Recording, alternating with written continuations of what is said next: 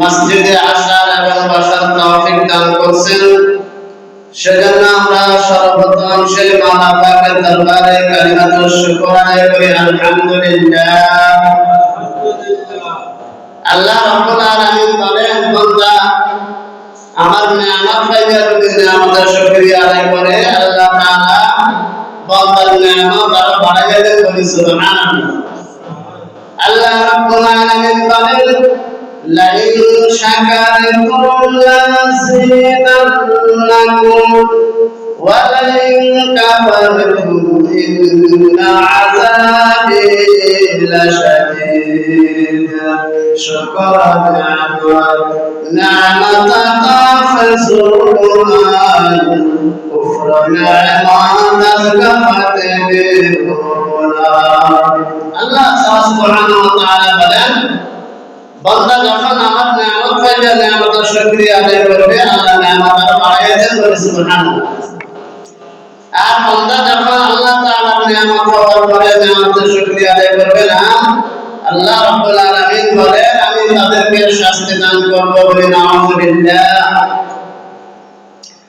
নিয়ামত বলতে আমরা কি বুঝি? আমাদের মধ্যে এক শ্রেণীর লোক আছে, মনে করে শুধু খাওয়া দাওয়া এগুলো নিয়ামত, অর্থ ধন-দৌলত এগুলো নিয়ামত না, বরং আপনি আমি মসজিদে আসতে পারছি, এটা আল্লাহর নিয়ামত। এভাবে আল্লাহ তাআলা আমাকে আপনাকে মসজিদে আসার তৌফিক দান করেছেন, এটা আল্লাহ তাআলার নিয়ামত। এজন্য বান্দা যখন নিয়ামত পাইয়া নিয়ামতের শুকরিয়া আদায় করবে, আল্লাহ তাআলা নিয়ামত আরো বাড়াইয়া দেবেন।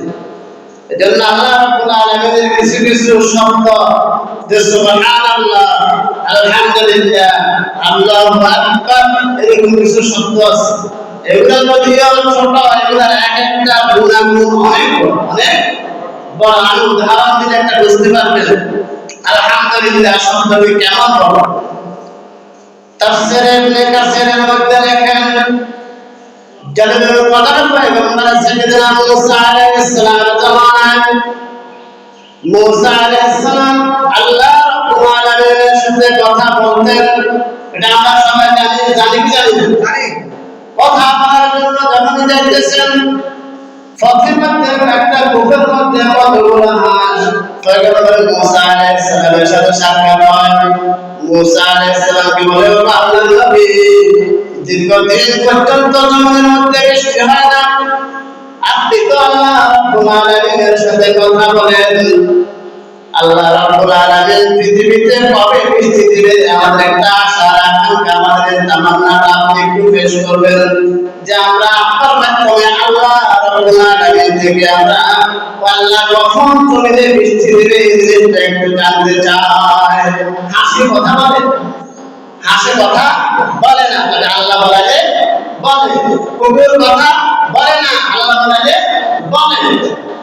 হাসগুলো যখন মুসা আলাইহিস সালামকে আসলে জানালেন, মুসা আলাইহিস সালাম আল্লাহ রাব্বুল আলামিনের সাথে কথা বলতে শেষ করে বলে, রব্বুল আলামিন, আজকে আসার সময় তোমার কতগুলো মাখলুক আমার কাছে তাদের একটা আরজি পেশ করেছে, তুমি দীর্ঘদিন জমিনের মধ্যে বৃষ্টি দাও না, ও আল্লাহ তুমি কবে জমিনে বৃষ্টি দিবা, তারা এই জিনিসটা একটু জানতে চায়। মুসা আলাইহিস সালামকে আল্লাহ রাব্বুল আলামিন বলেছে, মুসা আলাইহিস সালামকে আল্লাহ রাব্বুল আলামিন বলেছে, যাও তুমি আমার মাখলুকগুলোকে বলে দিও, আজ থেকে 40 বছর পর্যন্ত জমিনে আর বৃষ্টি হবে না। কত বছর?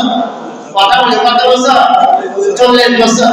মুসা আলাইহিস সালাম আল্লাহ রাব্বুল আলামিন থেকে ওই কথাটা পাইয়া তিনি চলে আসছেন। আসার পথে আবার হাতগুলোর সাথে সাক্ষাৎ।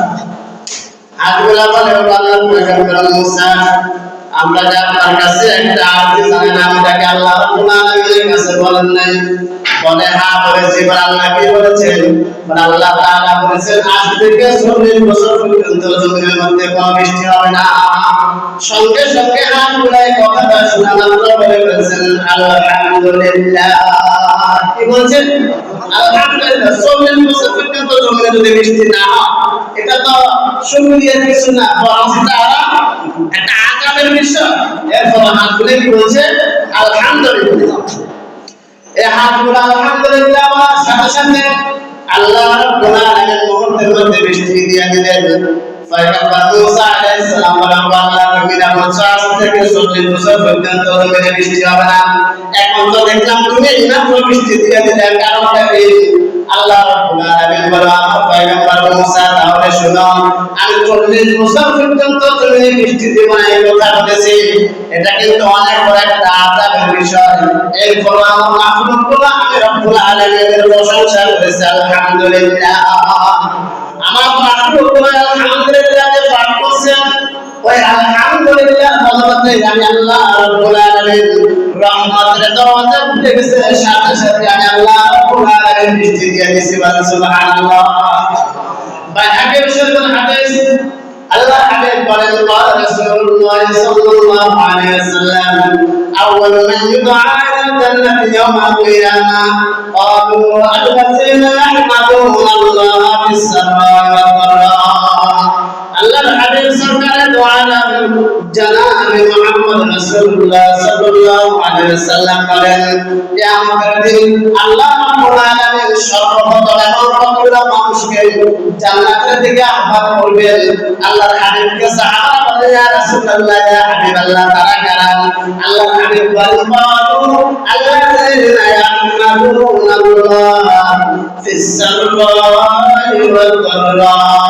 যারা সুখে থাকার পরে আলহামদুলিল্লাহ পাঠ করেছে, দুঃখে থাকার পরে আলহামদুলিল্লাহ পাঠ করেছে, সুস্থ অবস্থা আল্লাহ তাআলা প্রশংসা করেছে, অসুস্থ অবস্থা আল্লাহ তাআলা প্রশংসা করেছেন।